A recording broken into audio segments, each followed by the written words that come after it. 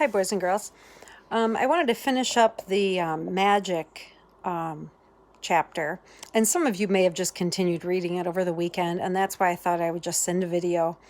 And I apologize. It was a really long chapter. It was a weird situation where I had to help out Mr. Mandeville at a house last week, and it just had to end. So anyways, you guys did a great job. I loved the mute thing that we did, so I think we should try that again.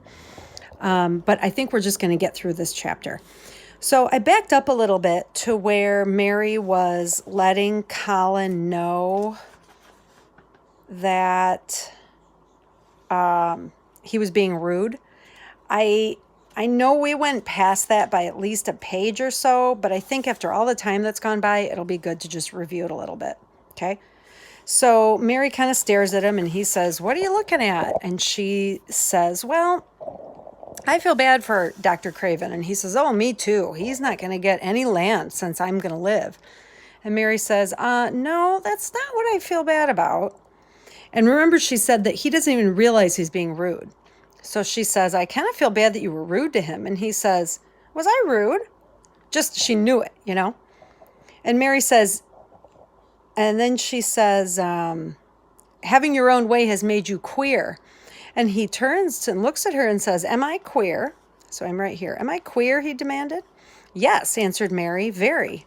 But you needn't be cross," she added impartially, "because so am I queer, and so is Ben Weatherstaff. But I am not as queer as I was before I began to like people and before I found the garden." So she recognizes the changes in her. "I don't want to be queer," said Colin. "I'm not going to be." And he frowned again with determination. He was a very proud boy. He lay thinking for a moment, and when Mary saw his beautiful smile begin, and gradually his whole face changed. "I shall stop being queer," he said, "if I go every day to the garden. There is magic in there. Good magic, you know, Mary. I'm sure there is." "So am I," said Mary. "Even if it isn't real magic," said Colin, "we can pretend it is. Something is there. Something." "It's magic," said Mary, "but it's not black. It's white as snow." They always called it magic, and indeed it seemed like it in the months that followed. The wonderful months, the radiant months, the amazing ones. Oh, the things which happened in that garden. If you have ever had a garden, if you have never had a garden, you cannot understand. And if you have had a garden, you will know that it would take a whole book to describe all that came to pass there. At first, it seemed that green things would never cease pushing their way through the earth, in the grass, in the beds, even in the crevices of the wall. Boys and girls, that means like little teeny tiny openings in the stone wall. Even there, things were growing. Then the green things began to show buds, and the buds began to unfurl and show color. Every shade of blue, every shade of purple, every tint and hue of crimson. And in its happy days, flowers had been tucked away into every inch and hole and corner. Ben Weatherstaff had seen it done and had himself scraped out mortar from between the bricks of the wall. Mortar means cement. Scraped out the cement and made pockets of earth for lovely clinging things to grow on. Iris and white lilies rose out of the grass in sheaves, and the green alcoves filled themselves with amazing armories of blue and white flower lances, of tall delphiniums or columbine or campanulas. "She was main fond o' them, she was," Ben Weatherstaff said. "She liked them things as was allays pointing up to the blue sky, she used to tell. Not as she was one of them as looked down on earth. Not her. She just loved it, but she said as the blue sky always looked so joyful." Who's she, boys and girls? You know? I bet you do. The seeds Dickon and Mary had planted grew as if fairies had tended them. Satiny poppies of all tints danced in the breeze by the score. That means there were lots of them. Gaily defying flowers which had lived in the garden for years and which might be confessed seemed rather to wonder how such new people had gotten there. And the roses, rising out of the grass, tangled around the sundial, wreathing the tree trunks and hanging from their branches, climbing up the walls and spreading over them with long garlands falling in cascades. They came alive day by day, hour by hour. So boys and girls, falling in cascades means that they're one of those trailing type of flowers, and that they're like climbing up something. Maybe it's a tree. We talked a little bit about this. And then they're kind of like cascading over the side of it and hanging down. So to cascade kind of means to hang down. I mean, can you think of the imagery of what you're reading right now? Is your mind starting to paint a picture of this beautiful garden? Fresh air leaves and buds, tiny at first, but swelling and working magic until they burst and uncurled. Whoa, I'm about to drop my book. And uncurled into cups of scent, delicately spilling themselves over their brims and filling the garden air.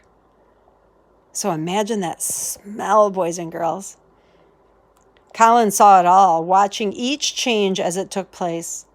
Every morning he was brought out, and every hour of each day when it didn't rain, he spent in the garden. Even gray days pleased him. He would lie on the grass, watching things growing, he said. If you watched long enough, he declared, you could see buds unsheathe themselves. Also, you could make the acquaintance of strange, busy insect things running about on various unknown, but evidently serious errands, sometimes carrying tiny scraps of straw or feather or food, or climbing blades of grass as if they were trees from whose tops one could look out and explore the country. A mole throwing up his mound at the end of the burrow and making its way out at last with a long nailed paws which looked so elfish and absorbed him one whole morning.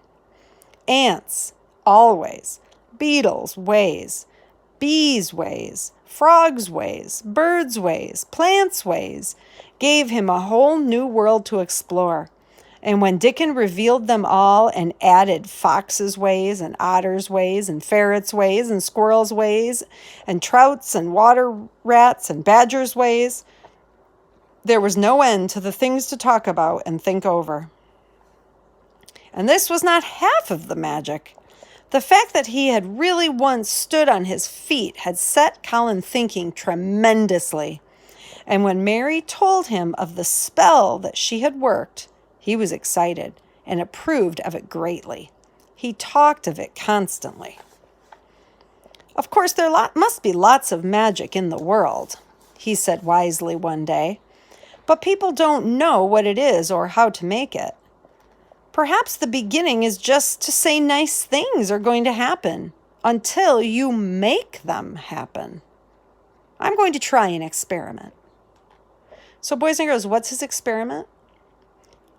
His experiment is by beginning to just say nice things are going to happen until you can make them happen.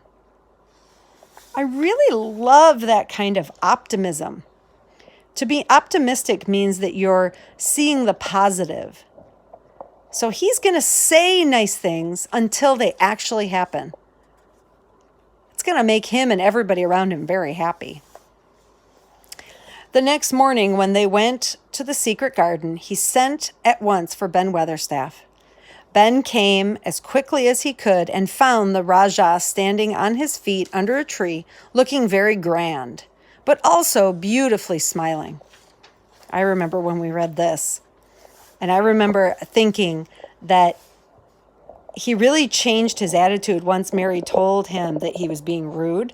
And I love that she helped him find more kindness. That's what all of us are here to do. That's taking a step towards heaven, boys and girls. "Good morning, Ben Weatherstaff," she said. He said, "I want you and Dickon and Miss Mary to stand in a row and listen to me because I am going to tell you something very important." Remember this part where he's talking like he's a sailor? "Aye, aye, sir," answered Ben Weatherstaff, touching his forehead.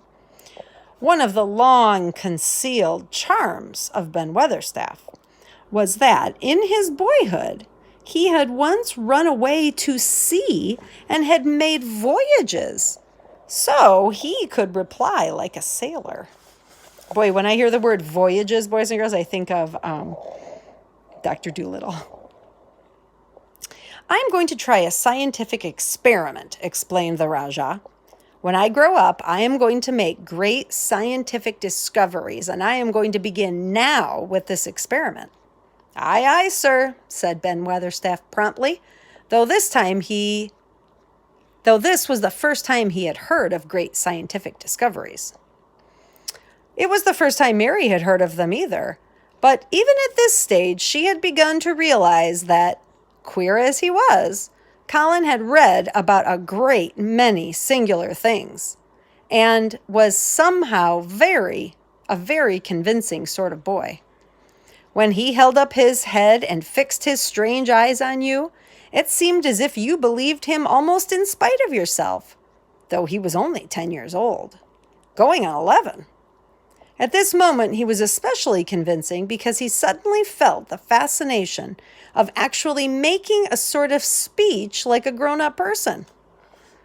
"The great scientific discovery I am going to make," he went on, "will be about magic. Magic is a great thing, and scarcely anyone knows anything about it except a few people in old books. And Mary a little, because she was born in India, where there are fakirs. I believe Dickon knows some magic, but perhaps he doesn't know he knows it. He charms animals and people.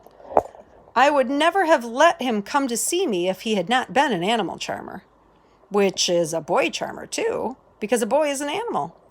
And I'm sure there is magic in everything, only we do not have sense enough to get a hold of it and make it do things for us, like electricity and horses and steam." This sounded so imposing that Ben Weatherstaff became quite excited, and really could not keep still. "Aye, aye, sir," he said, and he began to stand up quite straight. "When Mary found this garden, it looked quite dead," the orator proceeded. "Then something began pushing things out of the soil and making things out of nothing. One day things weren't there, and another they were. I had never watched things before, and it made me feel very curious. Scientific people are always curious, and I am going to be scientific. I keep saying to myself, what is it? What is it? It is something. It can't be nothing. I don't know its name, so I call it magic. I have never seen the sun rise, but Mary and Dickon have, and from what they tell me, I am sure that is magic too. Something pushes it up and draws it. Sometimes, since I've been in the garden, I've looked up through the trees at the sky, and I have had a strange feeling of being happy, as if something were pushing and drawing in my chest and making me breathe fast. Magic is always pushing and drawing and making things out of nothing. Boys and girls, are you starting to have a feeling about what this magic is? Because this is starting to sound really familiar to me. I'm going to keep reading and see if we can come up with, maybe you're thinking the same thing I'm thinking. Everything is made out of magic. That even makes me think about it more. Everything is made out of magic. leaves and trees and flowers and birds and badgers and foxes and squirrels and people. If this was our theology class and we said that something has made people and squirrels and foxes and badgers and birds and flowers and trees and leaves, what would we say it was? Would we say it was magic, or would we say that it was God? Let's change that. Everything is made by God. Leaves and trees and flowers and birds and badgers and foxes and squirrels and people. So God must be all around us, in this garden and in all places. The magic in this garden has made me stand up. And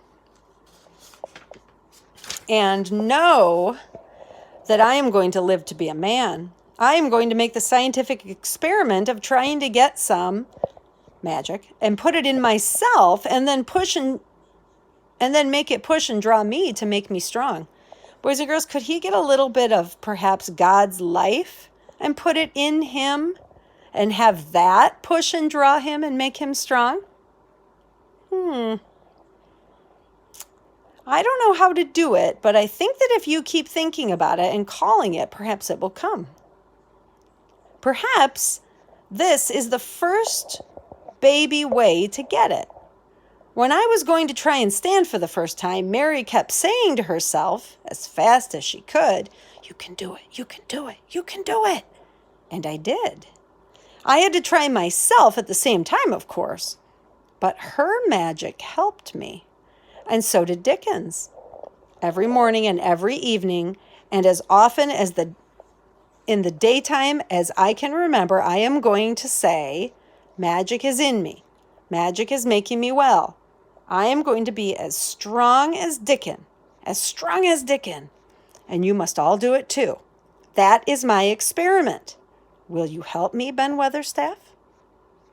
Aye, aye, sir, said Ben Weatherstaff. Aye, aye.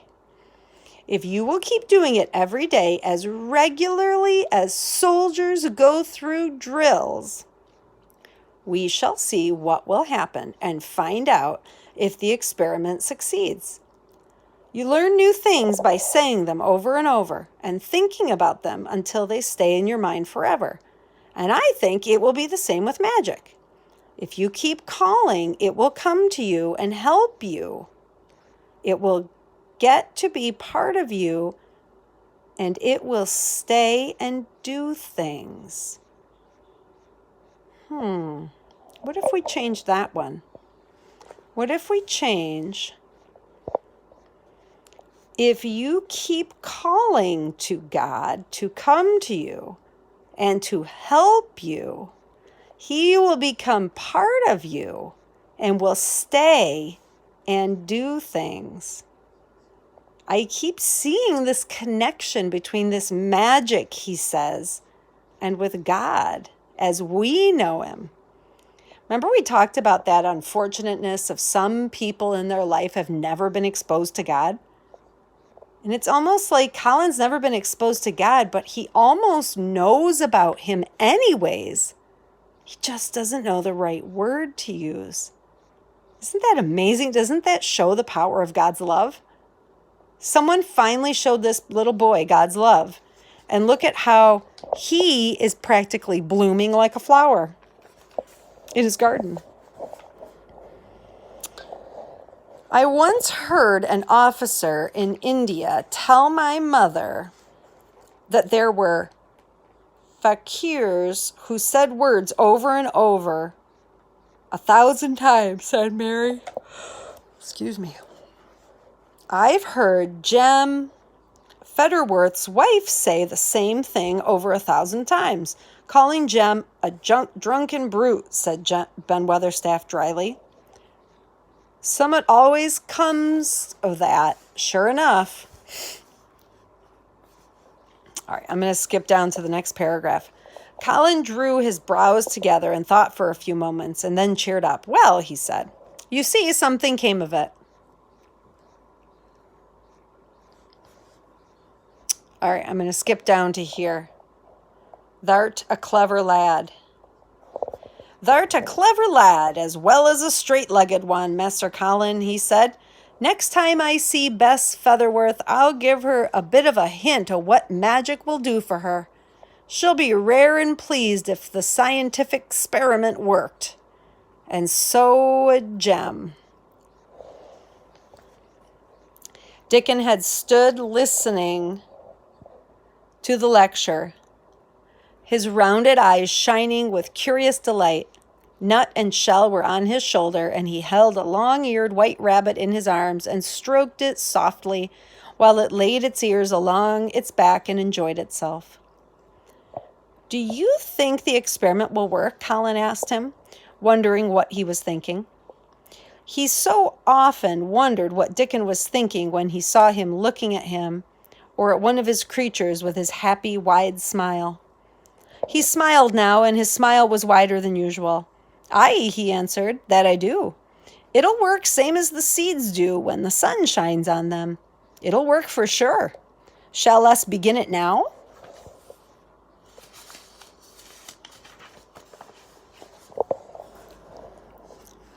Colin was delighted, and so was Mary. Fired by recollections of fakirs and devotees in illustrations, Colin suggested that they should all sit cross-legged under the tree, which made a canopy. It will be like sitting in a sort of temple, said Colin. I'm rather tired and I want to sit down. Aye, said Dickon. That mustn't be Thou mustn't begin by saying thou'rt tired. That might spoil the magic. Colin turned and looked at him into his innocent round eyes. That's true, he said slowly. I must only think of the magic. It all seemed almost majestic and mysterious when they all sat down in their circle. Ben Weatherstaff felt as if he had somehow been led into appearing at a prayer meeting. Ordinarily, he was very fixed on being what he called Anjan prayer meetings. But this being the Rajah's affair, he did not resent it and was indeed inclined to be gratified at being called upon to assist. Mistress Mary felt solemnly enraptured. Dickon held his rabbit in his arms, and perhaps he made some charmer's signal that no one heard, for when he sat down cross-legged, like the rest, the crow, the fox, the squirrels, the lamb all slowly drew near and made part of the circle, settling each into a place of the rest as if of their own desire. The creatures have come, said Colin gravely. They want to help us. Colin really looked quite beautiful, Mary thought. He held his head high as if he felt like a sort of priest, and his strange eyes had a wonderful look about them. The light shone on him through the tree canopy. Now we will begin, he said. Isn't this interesting? Just when we were saying that the magic was like God, now all of a sudden they almost feel like they're in a prayer service. Shall we sway backward and forward, Mary, as if we are dervishes? And I cannot do no swaying back and forward, said Ben. Excuse me. I've got the rheumatics. The magic will take them away, said Colin in a high priestly tone. But we won't sway until it has done. We will only chant. I cannot do no chanting, said Ben Weatherstaff with a trifle testy. They turned me out of the church choir the only time I ever tried it. No one smiled. They were all too much in earnest. Colin's face was not even crossed by a shadow. He was thinking only of the magic. Then I will chant, he said. And he began, looking like a strange boy spirit.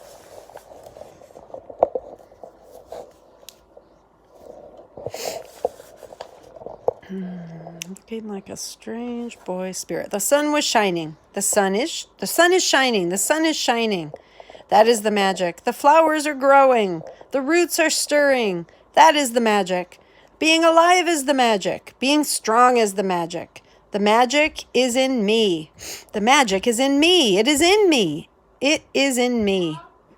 It's in every one of us. It's in Ben Weatherstaff's back. Magic, magic, come and help. Come in, Jake.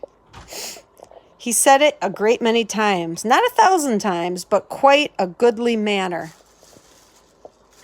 A goodly number. Mary listened, entranced. She felt as if it were at once queer and beautiful, and she wanted him to go on and on. Ben Weatherstaff began to feel soothed into a sort of dream which was quite agreeable. The humming of the bees in the blossoms mingled with the chanting voice and drowsily melted into a doze. Dickon sat cross-legged with his rabbit asleep in his arms and a hand resting on the lamb's back. Soot had pushed away a squirrel and huddled close to him. Okay, 2 more pages. On his shoulder. The gray film dropped over his eyes. At last, Colin stopped. "Now I am going to walk around the garden," he announced. Ben Weatherstaff's head had just dropped forward when he lifted it with a jerk. "You're not in church," said Colin. Nout or the sort," mumbled Ben. "The sermon was good enough. Now I'm bound to get out afore the collection." He was not quite awake yet. "You're not in church," Colin said. "Not me," said Ben, straightening himself. "Who said I were? I heard every bit of it. You said the magic was in my back. The doctor calls it rheumatics." The Rajah waved his hand. "That was the wrong magic," he said. "You will get better. You have my permission to go to your work, but come back tomorrow." "I'd like to see thee walk round the garden," grunted Ben. It was not an unfriendly grunt, but it was a grunt. In fact, being a stubborn old party and not having entire faith in magic, he had made up his mind that if he were sent away, he would climb and look over the wall so that he might be ready to hobble back if there were any stumbling. The Rajah did not object to his saying, and so the procession was formed. It really did look like a procession. Colin was at the head, with Dickon on one side and Mary on the other. Ben Weatherstaff walked behind, and the creatures trailed after them, the lamb and the fox cub keeping close to Dickon, the white rabbit hopping along or stopping to nibble, and Soot following with the solemnity of a person who felt himself in charge. It was a procession which moved slowly, but with dignity.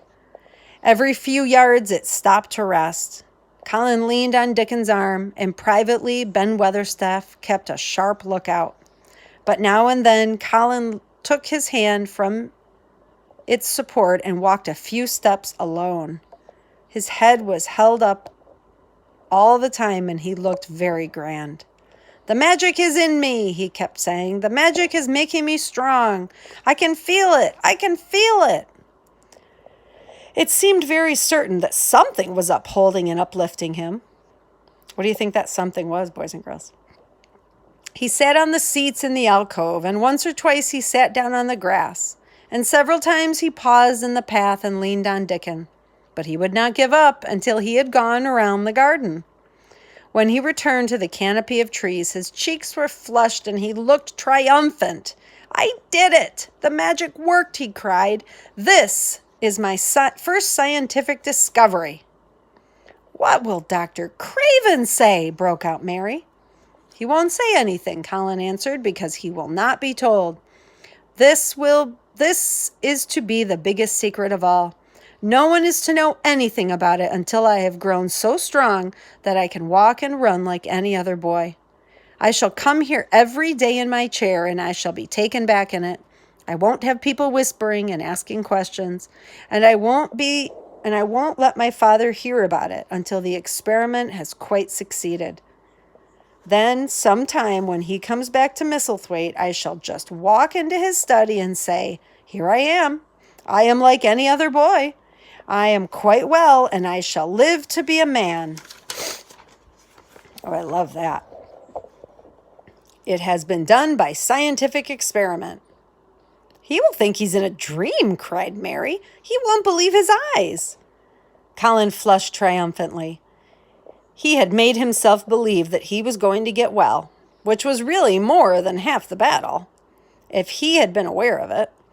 And the thought which stimulated him more than any other was this imagining what his father would look like when he saw that he had a son who was as straight and strong as any father's sons.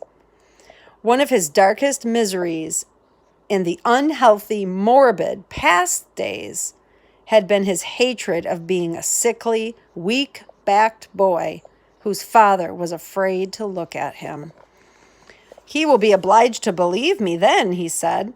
One of the things I am going to do, after the magic works and before I begin to make scientific discoveries, is to be an athlete. We shall have thee taken to boxing in a week or so, said Ben Weatherstaff. That'll end with winning the belt and being champion prize fighter of all England.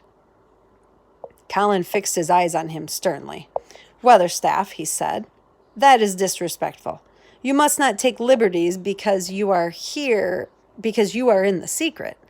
However, much the magic works, I shall not be a prize fighter. I shall be a scientific discoverer. Pardon, sir, answered Ben, touching his forehead in salute. I ought to have seen it wasn't a joking matter. But his eyes twinkled, and secretly he was immensely pleased. He really did not mind being snubbed, since the snubbing meant that the lad was gaining strength and spirit. Whew. Holy moly, that was a long chapter, huh, boys and girls? So it's kind of interesting with all the magic, but really I just feel like the author is really making a comment on faith and belief, and that there is something in life that is much more important than your own body and your own strength, and relying on something else. Colin doesn't know what to call it besides magic, but the truth is we know what we need to rely on and where we need to go when we don't have enough strength, when we need someone to lean on. Not literally the way that Colin was leaning on Dickon, but when we just don't have it. You know, when we just can't do it ourselves, we turn to God and we say, God, I know I can do it if you help me. And really, that's exactly what Colin was doing. He just didn't know that word God. And so he was using the word magic. Really interesting to be able to see that faith piece in a story that isn't, it's not like we were talking about church or we were talking about God. It's really neat to be able to see that and recognize it, even if the author doesn't tell us exactly what she's talking about. All right, boys and girls, I'll see you next time.